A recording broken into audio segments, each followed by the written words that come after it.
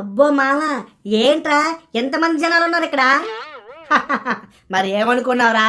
భీమవరంలో కోడి పందాలంటే పెద్ద పెద్ద విఐపీలు లైన్లో నుంచుంటారు. ఎంతకీ నీ దగ్గర క్యాష్ ఎంత ఉందిరా?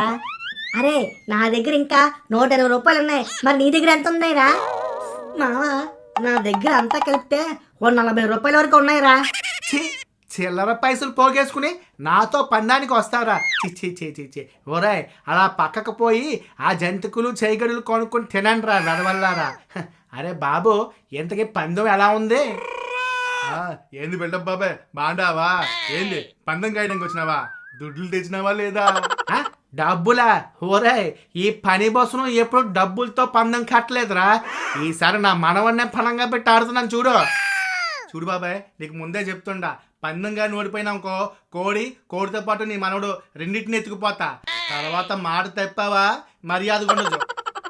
సర్లే ఓయ్, ఈ పని బస్సును మాట తప్పే వంశంలో పుట్టలేదు. అమ్మో తాత, నన్ను పందెం కాయకు, వద్దు వద్దు.